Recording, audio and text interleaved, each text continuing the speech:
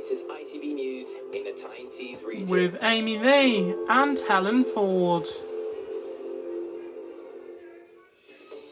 Hello there, good evening. Thank you for joining us. On tonight's programme, a teenage e-bike rider who killed a much-loved great-grandmother on a zebra crossing is jailed for 6 years. We are furious, absolutely furious, and so disappointed at the sentence Billy Stokoe's got. He killed our mum, he left the scene, he tried to hide the evidence, and he showed no remorse. We'll have a special investigation looking at the wider issue of e-bikes. Also on the programme tonight, back on track, Darlington Railway Station prepares to fully reopen after a major redevelopment. The Spygate saga ramps up. Middlesbrough call for Southampton to be kicked out of the playoffs. And have you got what it takes to become an official pig snuggler? It's a tough job, but somebody's got to do it.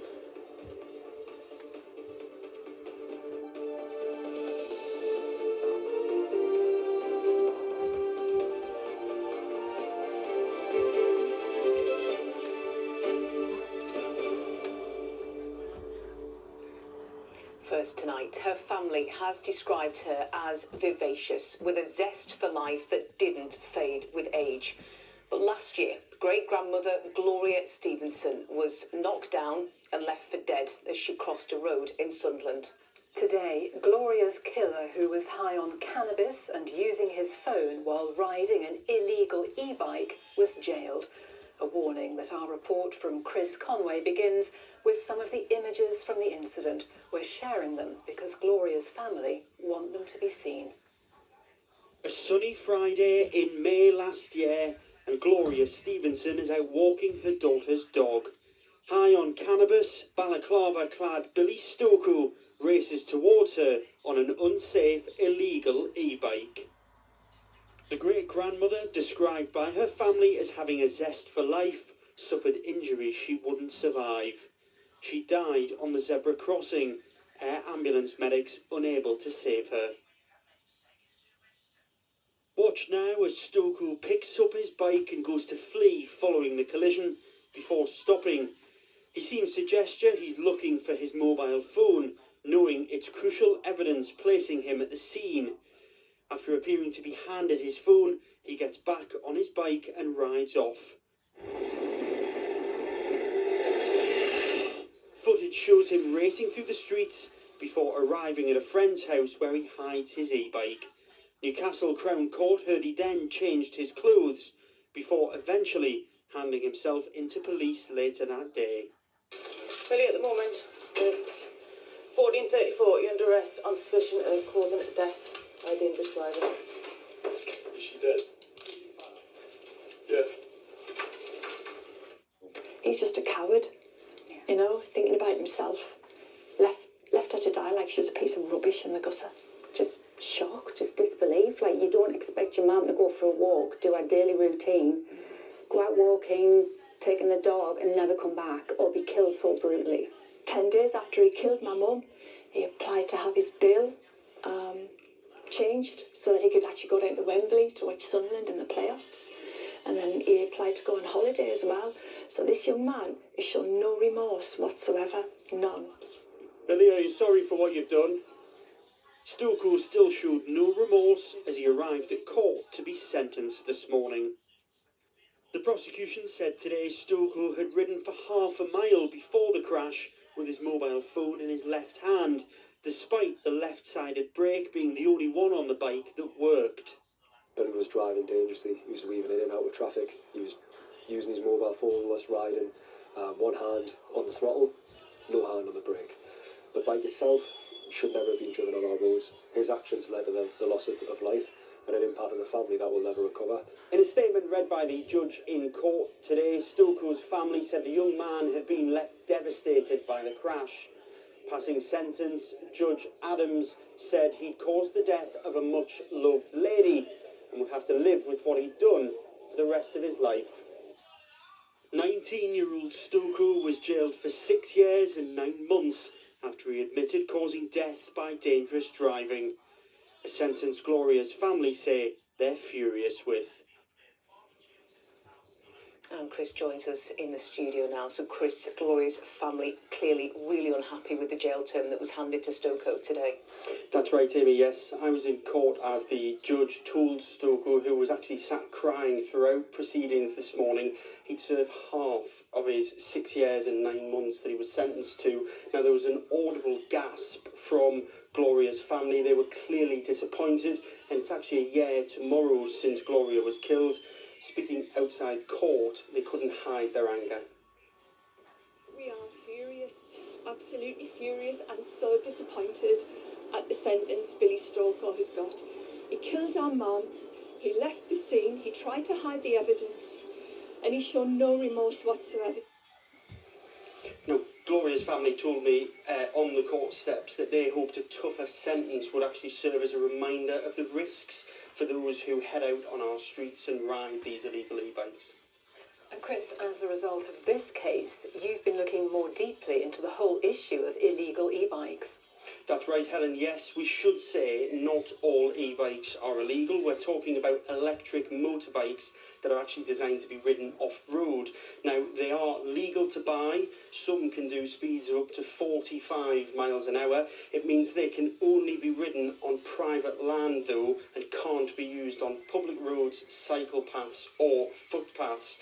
But they become illegal when used anywhere other than private land. Now, as part of my wider investigation into the issue, I've spoken exclusively to 2 e-bike riders to try and understand why we're seeing more of these types of bikes across our region.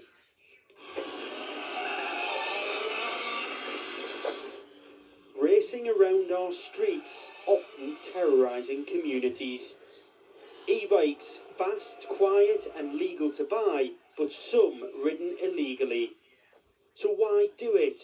2 of those regularly zipping around have agreed to speak to me.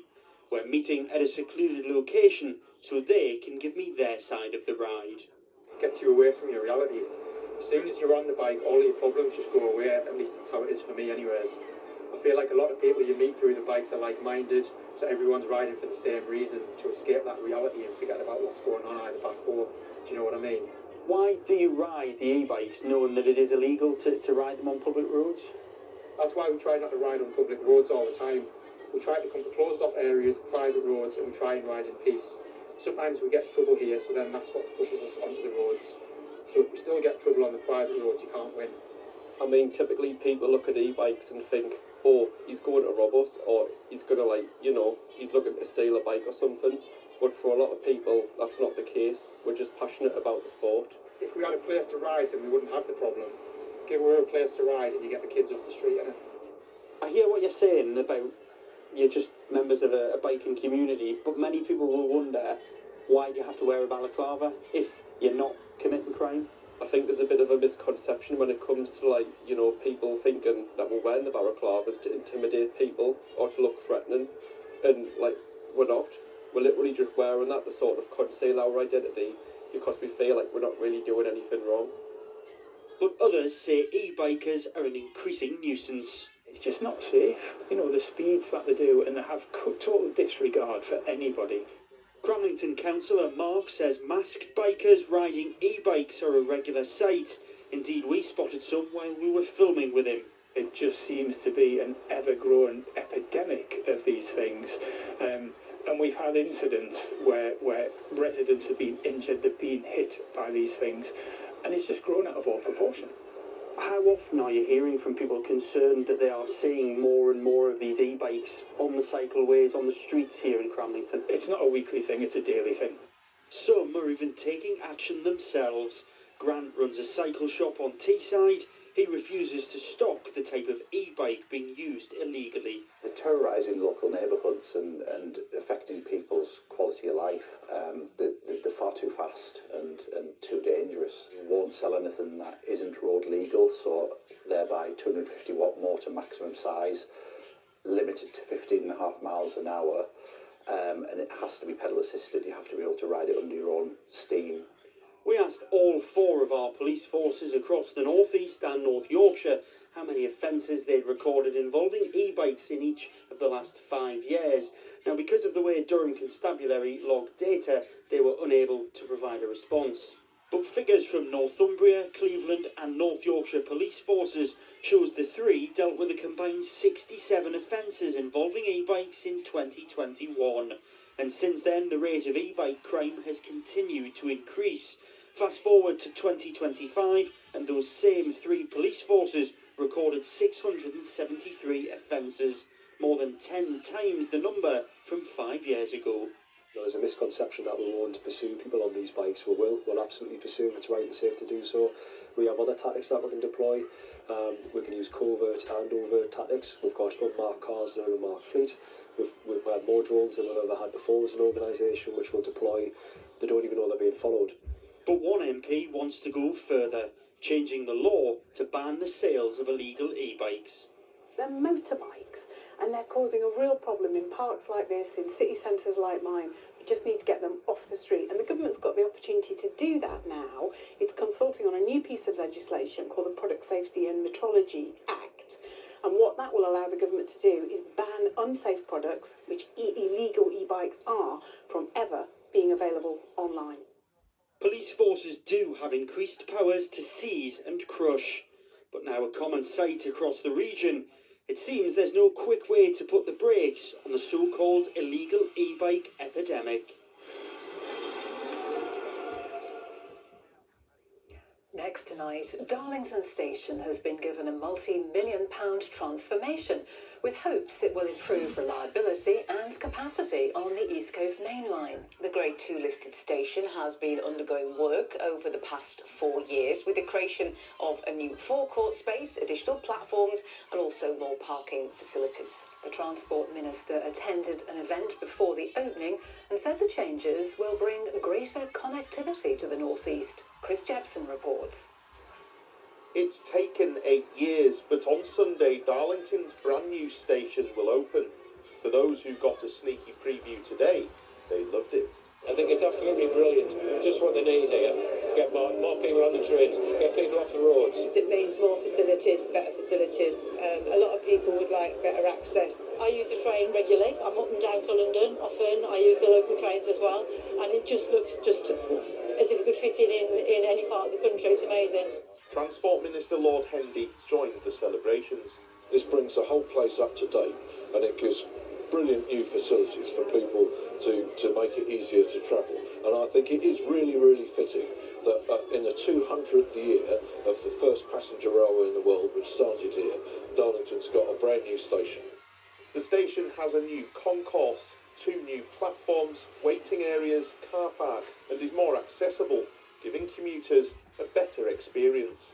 You arrive at this really kind of grand entrance, and we have an inviting atrium area, we have our ticket office teams, there's a lot of retailing units. So again, it's all about making sure when people are at the station or customers are at the station, they have a space that they can use before they travel.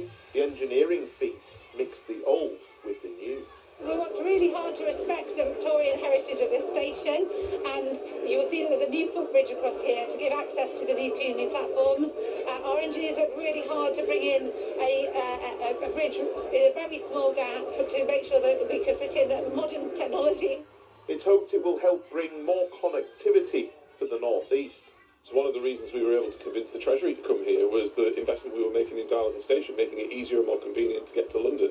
And like I say, when it comes to connectivity, the pinch points with the local line crossing over the East Coast Main Line at Darlington was always going to stop us delivering more trains from Darlington across to Saltburn, Middlesbrough, Hartlepool, Redcar and everywhere in between. So unpicking that means that in the future we'll be able to deliver more services. A new station fit for the 21st century, and for some, the transport gateway into our region. Chris Jepson, ITV News, Darlington. And the ITV Evening News continues after us at 6:30 tonight with Lucrezia. Coming up on the ITV Evening News, streeting back Burnham. The former Health Secretary says Labour needs the best players on the pitch. So what does it mean for the party's leadership? Plus, the e-bike rider jailed for 6 years after crashing into and killing a grandmother on a zebra crossing.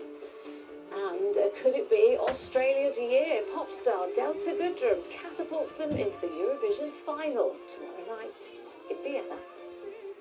Join me for those stories and more at 6:30. Next tonight, there are warnings that while the cute animal videos on your social media feed might seem harmless, they could be driving the illegal trade in wildlife. From African grey parrots to types of cats, wild animals are being captured, bred and sold as pets here. And experts say that social media is glamorising it. As the number of illegal animals seized by the UK Border Force increases, we're being urged to report online videos that promote keeping exotic creatures as pets. Hannah Ludlow reports. Where did you get it? It's almost like they're not supposed to be inside. I'm obsessed. These are real comments taken from social media, used in a new campaign video. It's highlighting how online videos of so-called cute animals are making more people want to own exotic pets. For example, an owl, when it's shaking its head and opening its wings, most of what the person is saying on social media is saying, oh, look at it, it's shaking its head and wants to give me a hug, that's why it's opening its wings. But in reality, that's an owl's defense mechanism saying, get away from me. But we put that, again, anthropomorphic feelings towards it, and then it fuels everyone to be like, oh, I would like that too in my house. The animals are first captured overseas and imported illegally into the UK, like these servals, which are native to Africa, now safe at an animal sanctuary over here. It's a £17 billion illegal industry, fourth behind guns, drugs and human trafficking. We have them strapped to people's bodies, we have them brought in suitcases or bags on aeroplanes, we have them brought in huge containers. You have tortoises just filled in a box. You'll have a cardboard box and just tortoises stacked in on top of each other. It's so awful, so cruel for the animals. It's just being driven by greed. And the problem is only growing. Recent figures from the UK Border Force show an almost 75% increase in wild animal seizures since 2023. We can't allow these animals to come into our country because it's a threat to us, it's a threat to the animals we've got here already, it's a threat to our economy. Owning an exotic animal isn't illegal, but some require a licence from the council. Cara Watson works at Northumberland Zoo, which rescues animals that are smuggled into the country. She says exotic animals don't make good pets. Often these animals come with very, very complex dietary needs, lighting needs, heating needs, all these different aspects which is not always known about. It means that these animals often end up not receiving the correct level of care because it can be very complex, it can be difficult to source these things, especially if you're taking it to a home. Many people aren't deterred though and still share their exotic pets online. Whilst these animals are now safe, others are still in danger. That's why campaigners are lobbying for a legal crackdown on this rapidly growing criminal trade. Hannah Ludlow, ITV News. Time now for sport, and the Spygate row rumbles on. Another day, another statement. This time, Simon, Middlesbrough, well, they've had their say. And they haven't pulled their punches. In fact, they've dropped the bomb and called for the EFL to throw Southampton out of the playoffs. Southampton, you'll remember, were charged with breaking EFL rules by allegedly spying on a Middlesbrough training session before the Championship playoff semi-finals. They beat Borough over 2 legs, but if found guilty by an independent disciplinary commission, well, anything could happen. Borough chose to release a statement today because they've been told they won't be part of the disciplinary process. They won't be in the room when it happens, which means they won't have any right of appeal if they don't like the result. The club says it regrets this because of all the evidence they have. Borough then got the first punch in by saying the conduct at issue goes to the heart of sporting integrity and fair competition. In these circumstances, the only appropriate response is a sporting sanction which would prevent Southampton from participating in the Championship playoff final. So basically kick them out for cheating.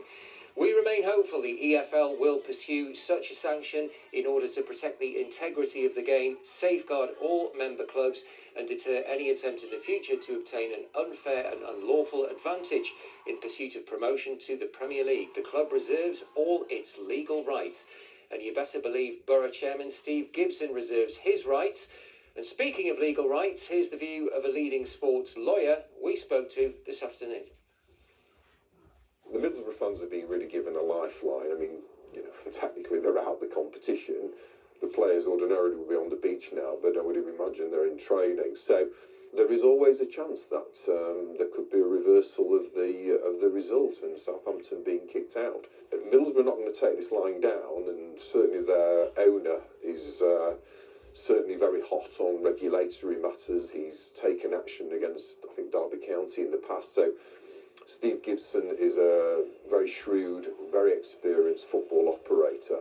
He will throw everything he can by way of resource to make sure there's no stone left unturned. Now, I don't know, but I'm guessing there wasn't anyone spying on training at Newcastle United or Sunderland this week because, to be honest, the stakes aren't that high anymore.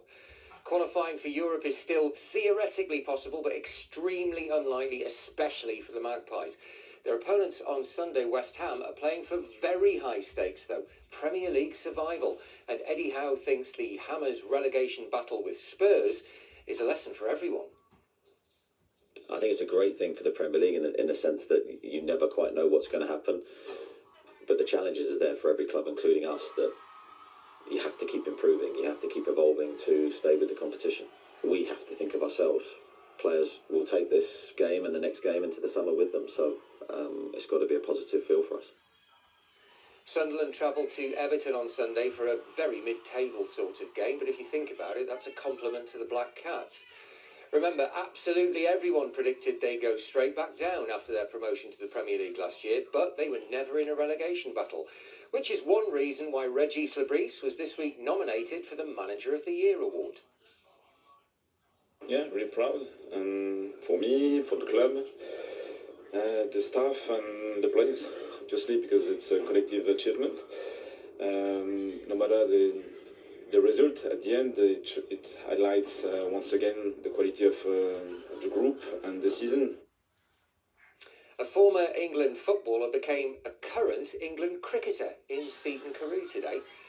Nigel Martin was a much-respected goalkeeper for Crystal Palace, Leeds United in England. Today he received his England cap as he made his debut for the England Lions over-60s team against Scotland. Seaton Carew Cricket Club was the venue. Nigel's a wicketkeeper batsman and he joins an exclusive list of men and women who've played both football and cricket for England. Exciting, really. I've enjoyed playing cricket. Well, I played it when I was a kid and up to the age of 21, and then obviously forced to give it up for football. And I started playing again. I'll get back 2011, and this is a nice thing to do. Well, let's stay with cricket. Durham's men had a good start to the day, but it rather went downhill from there. England captain Ben Stokes took an early wicket for the Championship Division 2 leaders on the road on the first day of their match in Kent. But the home side, as you can see, are right on top now. A short while ago, they reached 368 for 4 in their first innings. Thank you very much, Simon. Plenty to talk about. Have a good weekend. Now, we're changing the pace completely because a call has gone out for volunteers for a very unusual task. They're needed to cuddle baby pigs. Yeah, I can't imagine they'll be short on volunteers, but you never know. The piglets at Monk Park Farm near Thirsk will be meeting visitors every day and they need some preparation. We sent Ross, the only man for the job, to take a look. Here we are. If you've been snuffling around for a new opportunity, it may be time to trot on down to Monk Park Farm near Thirsk. But I must warn you, this job does come with some pig responsibilities. The North Yorkshire Petting Farm has been looking for volunteer piglet snugglers, and it's serious work. For us, it's making sure the piglets are comfortable with human interaction, but we're all really busy and we thought, would it be a good idea to see if we've got any volunteers? I'm sure if we put an advert out there, we'll get a couple. And how many did you end up with? We had 1,370 people who wanted to snuggle pigs. Oh, really? Well, it's awful. Why would anyone want to do this? But I think we underestimated their demand. Holly was one of the lucky chosen few. I love the piglets so much, and I wasn't raised on a farm, and I love the animals, and it's a perfect job, isn't it? You can't really complain. Exactly, and who wouldn't want one of these little piglets for themselves? I guess so, more importantly, can I take this one home? Absolutely not. Oh, okay. We'll be checking your pockets. That feels fair. Ah, well, it was worth a try. And anyway, after an exhausting day of being snuggled, it's certainly time for a rest. There is an old weather saying along the lines of, there's rain on the way if the pigs are restless. So according to this guy right now, we could have a bit of rain over the weekend, and he's not too far off. Let's take a look. Today's forecast: blue skies, followed by a spread of hot and cold plates. TUI sponsors ITV Tyne's weather. We might all need a blanket as we head overnight because, again, it is a chilly one for the time of the year. Risk of a bit of frost around. The setup at the moment, with low pressure sitting out towards the east, still dragging down those cold northerly winds. Temperatures really low for the time of year, but things are starting to shake up as we head through the weekend. From the west, later Saturday into the first part of Sunday, clouding over, a bit of patchy rain. That clears through quite quickly, and it's actually the middle of the week. We see more unsettled weather coming in from the west, but that is finally a sign of our temperatures beginning to climb. So back to this evening and overnight. Still a bit of cloud coming and going, some brighter breaks taking us through the next few hours, and a few very isolated showers. All of that being blown out of the way by those northerly winds into the early hours. It's clear, it's calm, we get those tumbling temperatures, sheltered rural spots hovering at around freezing, even for towns and cities around 3 or 4 degrees. So once again, we're used to this at the moment. For May, it's a chilly start to tomorrow morning, but there's plenty of sunshine around. As we saw today, the cloud will start to build at times, but it should stay dry through much of the day. A slight change in wind direction as well. We're not getting that chill from those breezes. Temperatures at around 12 or 13 degrees, but it is going to feel just that little bit milder. Later tomorrow, the cloud is going to thicken once again, bit of patchy rain spreading its way in from the west. It clears through quite quickly into Sunday, holding on to those brighter breaks, staying unsettled into next week. But of course, the benefit with that is our temperatures are set to climb. TUI sponsors ITV Tyne's weather.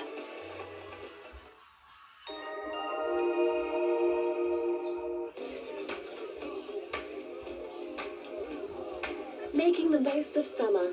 Piri sponsors ITV pollen count. When it comes to the pollen, we're coming towards the end of the tree pollen season, the grass pollen season yet to kick in fully. So good news if you do have hay fever. Pollen levels this weekend are generally staying low. That's it from me. If anyone needs me, I'm just going to be here snuggling a pig, whether you like it or not. We haven't seen Ross since. In just a moment, the national and international news. I'll have your update at 10:30. I think we're off to go and cover those piglets. Yeah. Bye-bye. Bye-bye.